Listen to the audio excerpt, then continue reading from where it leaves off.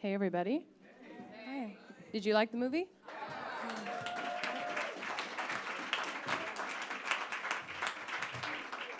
I agree. I'm Stacey Wilson from The Hollywood Reporter, and I just want to welcome the cast and director of Kings of Summer. I'll start with director Jordan Vogt-Roberts.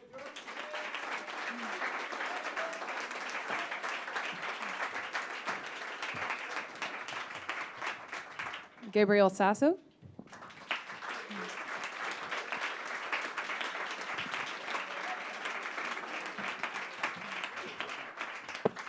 Nick Robinson.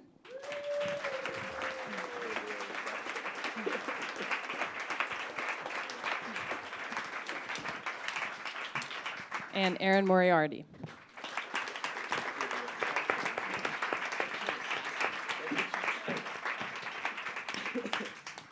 So I want to start with Jordan. How do you, when you make a movie like this, which I think people would sort of customize as a coming-of-age summer movie, there have been many. Yes, many. So what was your inspiration, and how did you intend to make this different from sort of that genre of movies that we're sort of all familiar with? Well, first, if you guys liked this movie, please tell people about it, because it will die if you don't. We don't have millions of dollars for marketing, so if you liked it, please tell people about it. That's the only way it's going to get out there.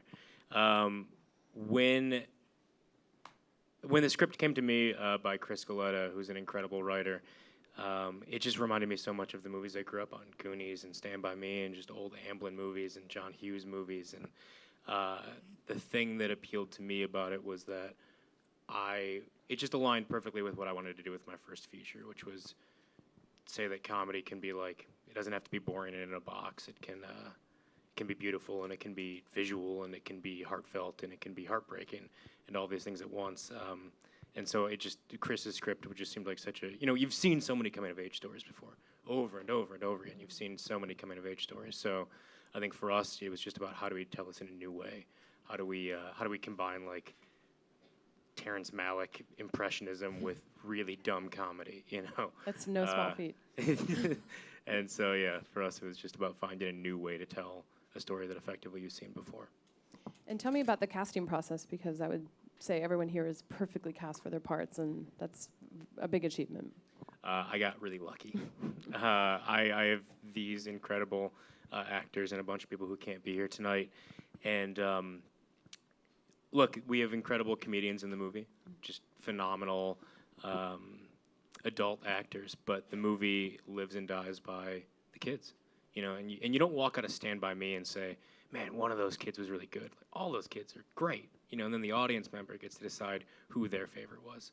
And so it was really important that, Joe and Patrick and Kelly and Biaggio and all these roles that they, it wouldn't be enough if just Joe was great or just Patrick was great. All of them had to be phenomenal. And it was a really hard process because I didn't want 25-year-olds playing 18 or playing 15.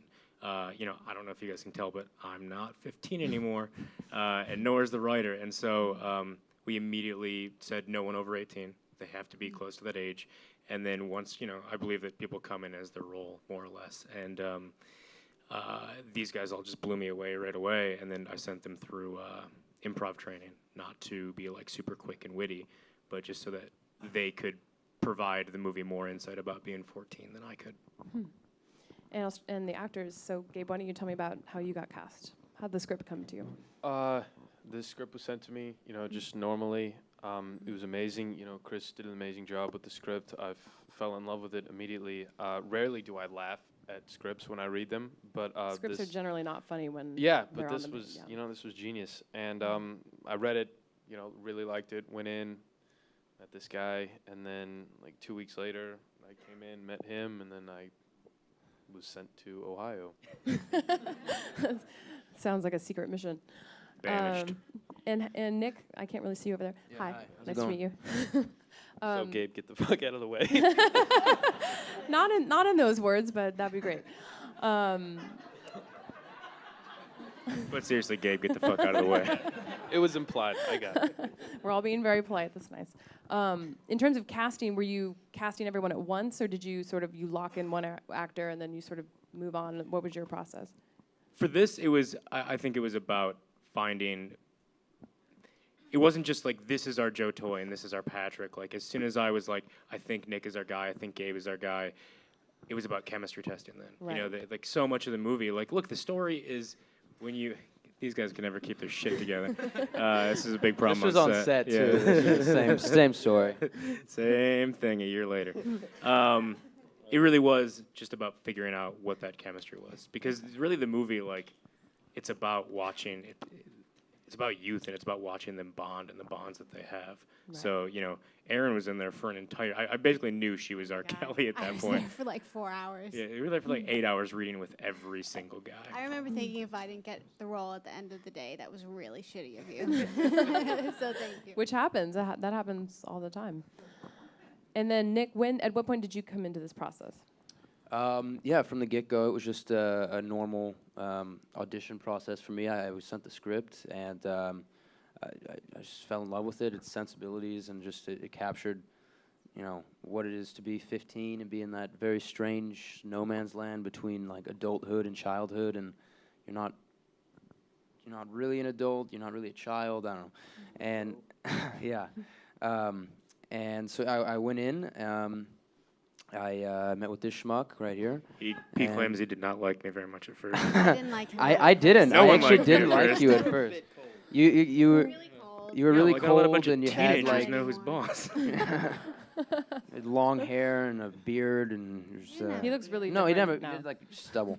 Anyway, yeah, I went in. I met with Jordan, and then didn't hear anything for a long time, and then went back for a callback for chemistry read, where I read with Erin and Gabe, and then got a call and said, yeah, see you in Ohio, Chagrin Falls, lovely Chagrin Falls. Very nice.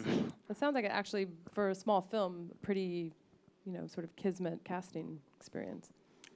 It was great, and everyone getting sent to Ohio was like this blessing and a curse. You know, you're there, and it very much is like this small family, but then also you're in Ohio. I'm from the Midwest, so I feel like I can talk shit, but like, you know, Ohio's a weird place because I don't know, I'm sure you guys noticed we killed a rabbit in this movie, and that's my favorite scene, but whatever. But that's a place that you can just post on Craigslist, like, hey, anybody got a dead rabbit? And then people are like, I got a dead rabbit. and then you get a dead rabbit. So. Well, it speaks to the sort of animal nature of the activities that go on in the woods, which actually sort of thematically makes a lot of sense. When you actually went into the process of shooting, how much of what was on the page ended up as your final script? Because you talked about improv. The banter between the guys really does sound very authentic.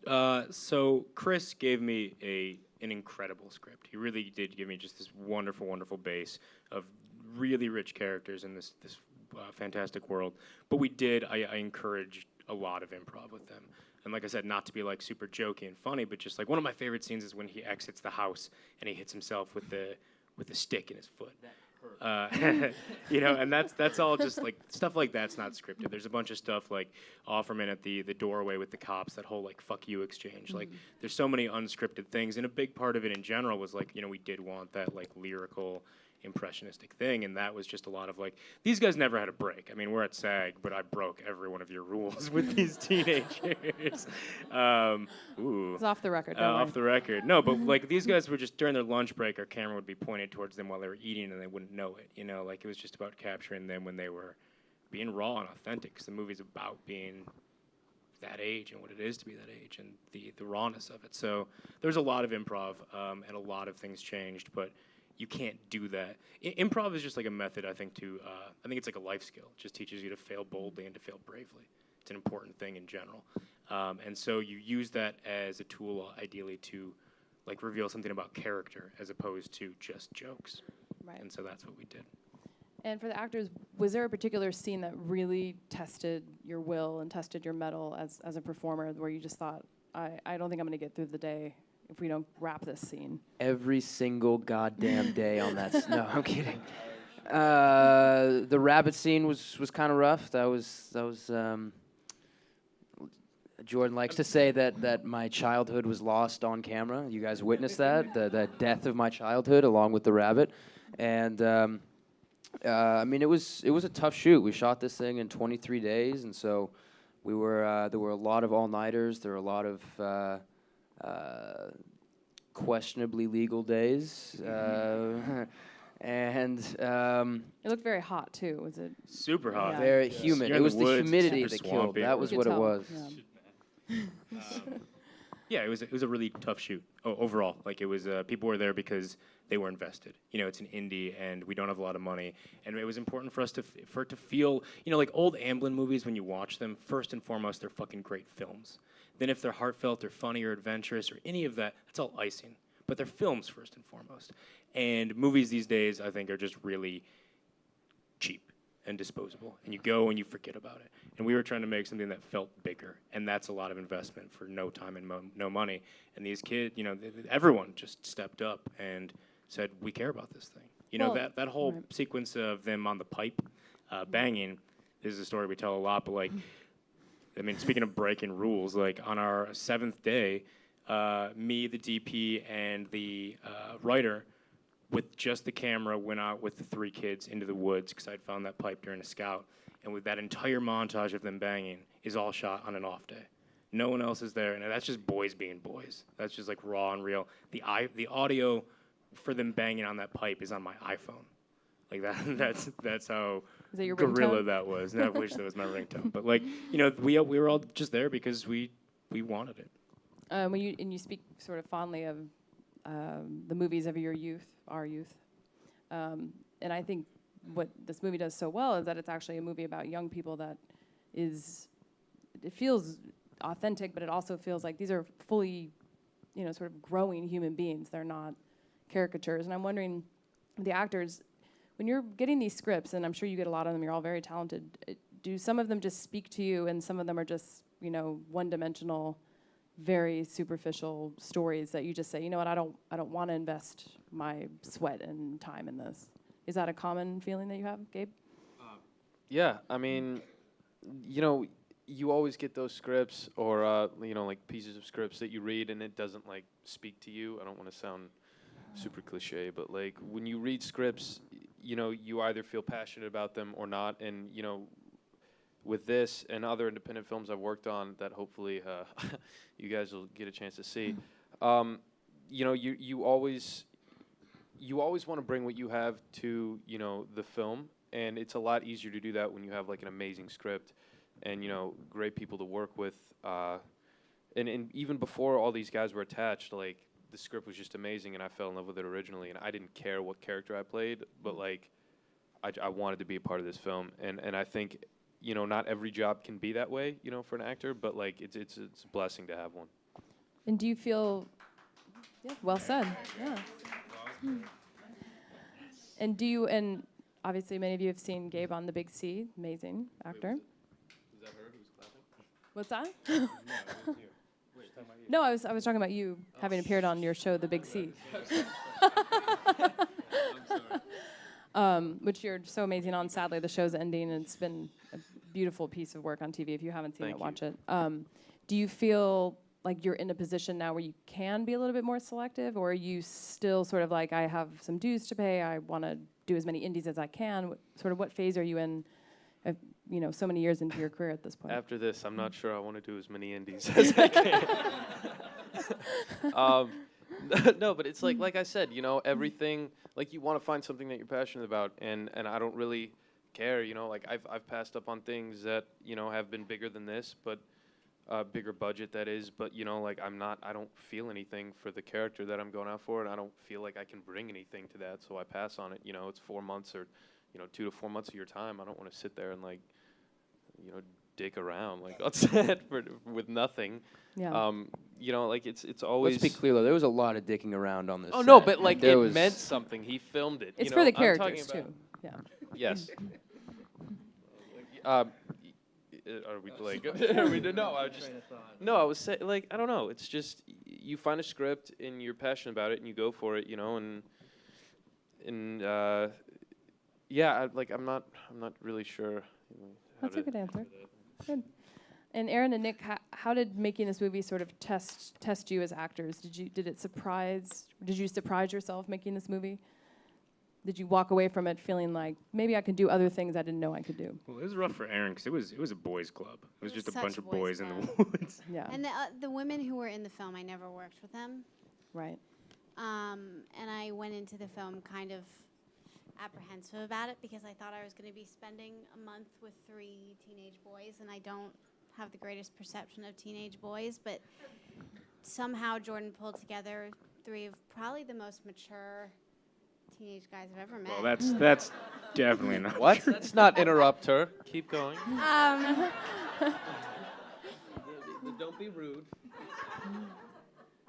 No, I mean, walking out of this film, it was hard, and I remember there was a period where I was really sick, and I thought I was going to pass out on set, and it was like 2 in the morning, and that was the only time I felt like it was really testing me, because even when you work 16-hour days, you're playing a role you love, it feels like, I don't know, it doesn't feel like you're spending that it doesn't feel as depleting as it would if you're playing a role that you're not really passionate about. But this was a real passion project, and I think we all went into it expecting to work those types of days, because those are what indies are like.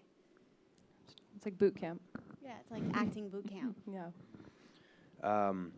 Yeah, no, I agree. This was a labor of love, definitely. Everyone involved was very invested. But even when you are passionate about a project, there are hard days, and there are days you're like, oh my God, like why did I do this? Like I made such a mistake. I've never quite hit that point on this project, thankfully.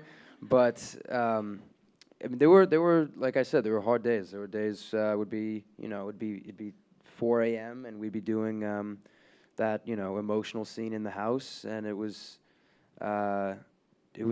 tough. But then we got through it. We'd camera would cut, we'd go off, we'd play Dead Arm. I don't know if you guys are familiar with Dead Arm. It's a very complex game where you punch each other. I take back my comment about the maturity. Yeah, exactly. That's why you punch each other until someone says stop, and that was a very popular. Finesse and skill.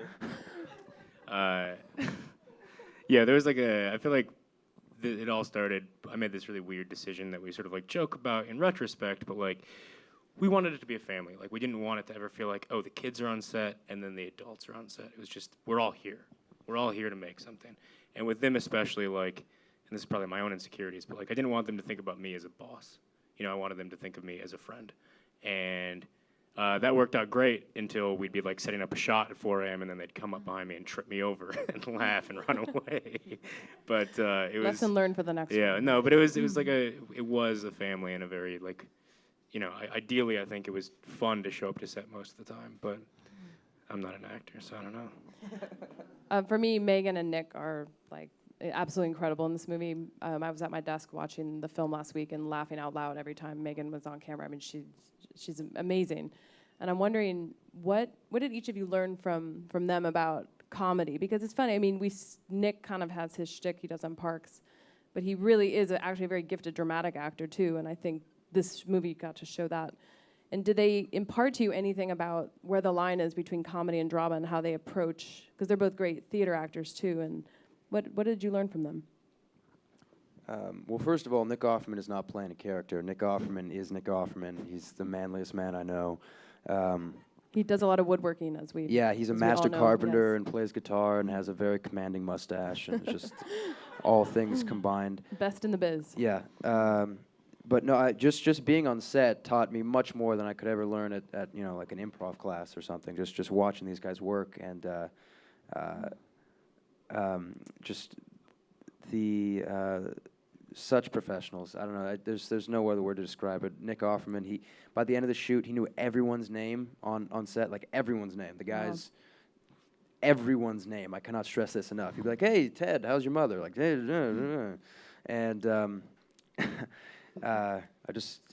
was an honor to like see how talented these guys are. Where they could, everyone was cracking up on set, and they could just keep going and keep stay in the moment, and then have Nick Offerman, like you said, he's actually a very talented dramatic actor, so he could do these just bitingly funny lines, and then later on he can actually get very very real and very poignant. And Erin, did you have that same feeling? Was there something Megan imparted to you of sort of being a When I was funny in woman? scenes with Nick, I don't think I was in one scene with Megan, but when I did a scene with Nick, I remember the only thing I was thinking was to not laugh. And I think it would take on average about 2 or 3 takes before I could keep a straight face. But when you're working with someone like him, you expect to kind of, you know, he's so great at improvising and you think it's kind of intimidating, but the truth is you feed off of him and he kind of makes the actors around him better at improvising. So yeah, in terms of improvising, I definitely learned a lot from him. And then he and Megan know where to draw the line and know that when it's time to act and become serious, you have to, and they're really great at it. Definitely. Great role models. For each of you, I'm wondering, what is the most difficult part of getting into the business that you didn't anticipate or that has just proven so much more complicated and difficult than you imagined? I'll start with you. With me? Mm-hmm. Oh, boy. I guess what isn't difficult is really I guess more I of the didn't prepare question. myself for how much alcohol I was going to have to drink. Well, that didn't go over very well at all. All right, because we great. haven't been drinking, The enormous struggle intrinsically that I have to deal with emotionally. No, there's no right or wrong. There's no there's no path. There's no easy way to do this. You know, it's just you're out there fending for yourself with a bunch of kids who can't keep it together. And yeah, there's just no. It's just the Wild West. Every part of it, like, you know, you get to a different place and then you're like, all right, I got this figured out, and then Hollywood will find a way to just kick you in the balls, and then you pick yourself back up and you move on, and then you repeat. Is there any good advice that you've gotten that you've been holding dear and sort of keeping at the forefront as you move forward? I just think all you can do is fail, you know, like over and over again until it gets better, and then that gets better, and then you keep doing that. And like, you know, Ira Glass has this great speech he gave about at the This American Life game about how creative people are ultimately people with good taste, and how it takes a really long time when you start making stuff between when the stuff you're creating inevitably at first does not align with your level of taste. And that's a really difficult learning process. And all you can do is just keep making stuff until you slowly start closing that gap. And then the stuff that you're actually creating does align with your level of taste, and then potentially exceeds it. So I think that, like, all you can do is just do yourself, and you can't worry about what someone else's career is or what somebody else has, just because you're your own person. So it's great advice, actually. And for the actors, you're all young people. What has been the most difficult part of just trying to stay young but also work? I mean, this is not an easy balance that you're striking. I'm gonna be honest, like, it has nothing to do with acting. Probably just school. Yeah, Like, I can imagine. I mean, just staying caught up with grades and like trying to graduate, and then, you know, spending 15 hours on a set, like, on this set, 8 to 12 hours consistently on set, you know, and then like going home and having homework. That's just, it's like taxing. And then you go back, you know, for me, like, and for Nick, we go to school, like an actual high school. So, which I'm graduating in 2 weeks. Yes. Oh, congratulations. And thank you. And it's weird because, like, people have this illusion that acting is like, I don't know. It's easy. Like, you go back and they're like, oh, you're so lucky you leave school for 4 months, you know, and you come back and like, it's like, no, dude, I have to do everything you do with work, you know, and it's Right. like, acting is not easy. I moved out here from Missouri, and everyone there, like, pictures LA as this, I don't know, this heaven, and it's like... We can all assure them that that's not the case. Yeah, and it, you know, like, until you've experienced it, you can't really, you know, think you understand, because it is really tough. And I think, yeah, just school for me, and then trying to stay caught up and shit, that's tough. How about you, Nick? Yeah, I mean, I'm in the same boat. I'll be graduating in 3 weeks, I think. I don't know. So it's all coming towards the end now. You have a week on me. Yeah. So yeah, I mean, that is really, really difficult to be able to juggle work and school, because you have your professional life where you have to be on time and be courteous and and decent, and then you have to go back to school where you have to kind of get into like a different mindset almost. I have to like kind of shift gears as I'm going back onto campus of like, so people aren't thinking I'm some weirdo or something coming on like, hey, how are you? Like, it's very good to see you. You put on your kid face again, and yeah. And you know, working from a young age also just it matures you really quickly. It's because you know you are expected to show up on time and to just handle your shit, for lack of a better term. I don't know. And so I guess it's just it's kind of finding a balance, I guess, between real life and pretend life. Yeah. And it's I mean there's a quote that I like. It's the great thing about acting is you can step into somebody else's shoes without suffering the consequences. So you know you can become these other, not become, but you can you know be these other people, live in these other lives, and then kind of wash your hands clean and then step away. It's almost therapeutic in that way. It's kind of nice. Erin? I graduated school last year, so this was my first year living in LA and just focusing on acting. But I remember in high school, I went to a school in New York, and it wasn't catered to kids who were acting. I was the only actor in my entire school, and it was really, really hard. And I would leave to do little jobs, or I would leave to come to LA, and then I would go back, and I was so miserable because I was so overwhelmed with work. But I think that what Gabe and Nick said is true. It's important to balance that. It's important to sort of maintain whatever childhood you can for as long as you can when you're an actor. Because I know when I was 16, if I would have gone to LA and been homeschooled, it would have taken a toll on me. I think that it was really important that I stayed in school, even though I resented my parents at the time for making me do it. And I think coming out here, you just have to remember to not get lost. When you come to LA and you're young and you've been working, you know, you hang with a lot of young people, and to not get lost in that. I think to sort of work hard and maintain a good work ethic and just kind of stick to your initial motivations. You know, I think that, especially with the people who are involved in these films, we really are working just for creative purposes. So I think, you know, pursuing it in that direction, not getting lost in the fame aspect of it, the social networking aspect of it, and just kind of, you know, sticking to what you originally wanted to do. I mean, you can also see, though, like these kids are all exceptionally talented and able to speak very eloquently and have incredible perspective on their lives too. Like, if I was their age having to do this, I would have peed my pants. You know, like no way I could have done it. And like, you know, you're dealing with a very exceptional and rare group of people. Clearly. And do you think the pressures on young people, I mean, first of all, just being young and our culture today is so taxing no matter who you are.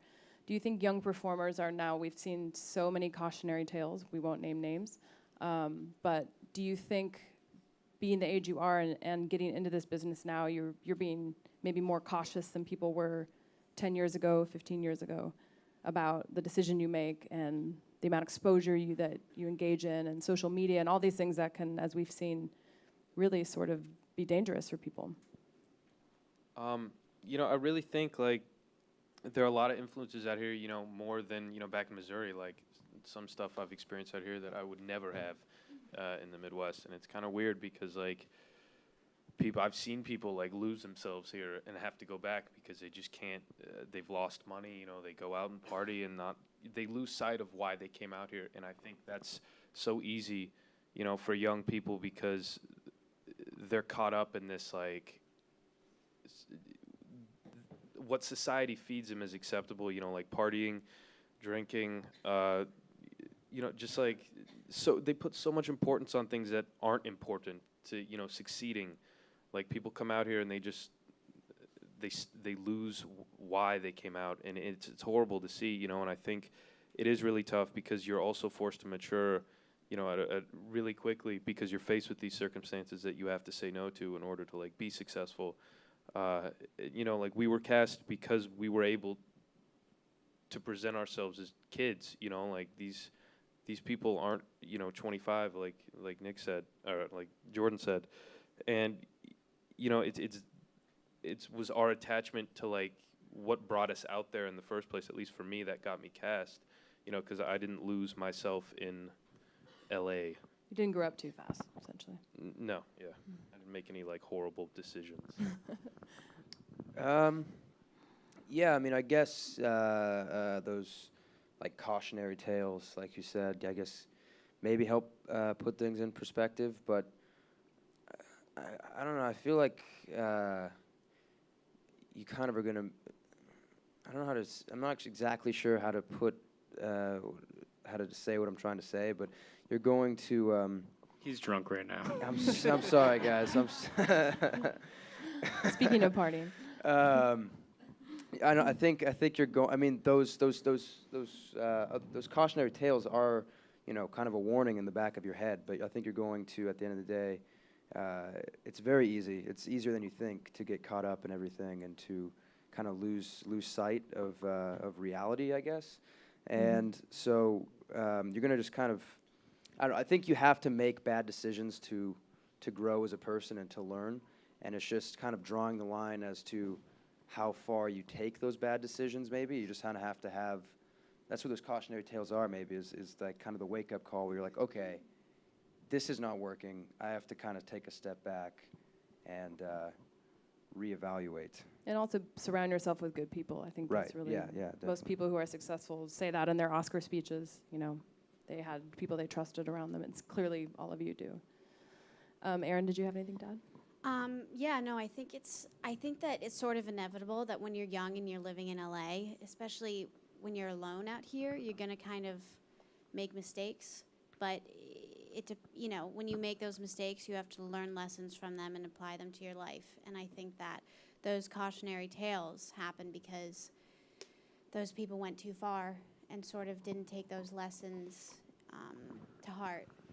And I think that I don't know, I just think that it's important to kind of step back and remind yourself of why you're out here, like Gabe said.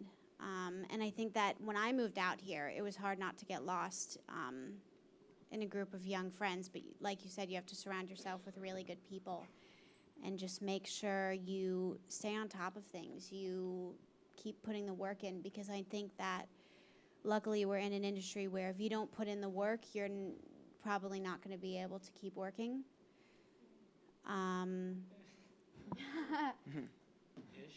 Ish. For the most part. For the I would most say part. that's- yeah. Yeah. There are exceptions. So we have time for a few questions from the audience. If anyone has any questions. The glasses? Biaggio? Yes. Where is Biaggio? Biaggio is played by the wonderful Moises Arias. He's so amazing. Which, I don't know shit about Hannah Montana, but there's like 10 million kids who know shit about Hannah Montana. And so I had no idea who he was before this, and I cast him off tape. And we always knew that role is like, the movie's, if that role doesn't work, the movie doesn't work. You're going to have jokes every 2 minutes just falling flat on their face. And we always knew it was going to be a really hard role. And the Biaggio role kind of is the writer, Chris, in a nutshell, in a weird way. He would hate me saying that, but it's true. And Moises is playing a character. Like, people are always like, oh, he's got to be such a weirdo, right? And it's like, yeah, he's a weirdo, but in a totally different way. In real life, he's like a little thug who's like, yo, what's good? It's super weird. But he's just an incredible talent. And, you know, we would be in Ohio, and we would be at, like, a grocery store, and, like, a little 15-year-old girl would come up just bawling. Just, are you from Hannah Montana? And it's just like, what? Because to an entire generation, he's like their Steve Urkel or Screech, which is crazy. Yeah, he was the most famous guy on that set. Like, we went to Six Flags. We got stopped every 10 feet by someone. First of all, it was Cedar Point. Get it right. Same thing. Basically the same thing. Cedar, that's what I meant. Yeah. Yeah. Yeah, but you know, it's an important role because like not only does it need to be super funny and on point and like idiosyncratic with what the voice is, but it's also there's like a real emotional core to. He's like a dog, you know, like when he tells him to go away, it's just like this sad dog walking away, and like there's just this pure emotional truth to it. But what's so nice too, and we all knew kids like that, and they were Right. sort of. But what's so sweet, if I can use that word, is how included he was. Right. And I think that's when the two leads became so endearing. Was when they took this oddball, strange kid and said, "Well, we're outcast too. Let's all be outcast Well, It together." was because of the machete, though. Let's be Yeah. clear. That True, was the, true. That's right. also that's the beauty of the movie. Nothing bonds people like machetes. Yeah. As a whole, we were given so much freedom because it's like, look, those there's so much stuff in this movie that's like borderline crazy, especially with the adults. But like, as long as you don't flip them into caricatures, as long as you treat them with respect and ground it, you can have a kid gutting a rabbit, and then you can have these insane parents because everybody knew a kid or a kid with parents that were crazy, you know. And so it's like it's ultimately this like super relatable thing, and we were able to get away with a lot. So. Agreed. Anyone else? Lady with the glasses and long hair. Mm-hmm.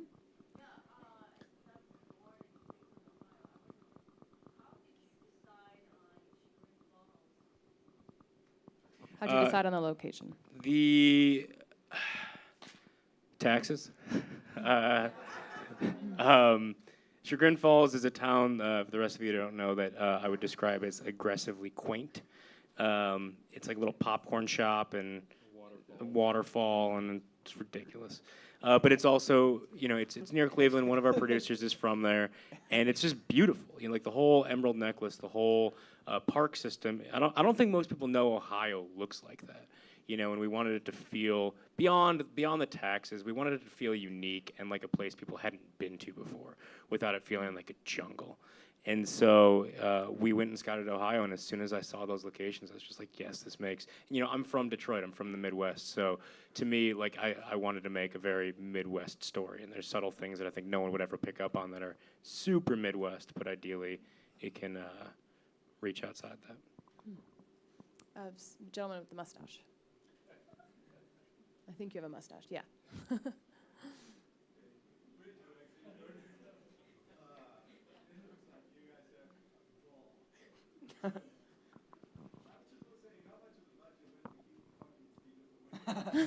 How much of the budget went to keep the mosquitoes away?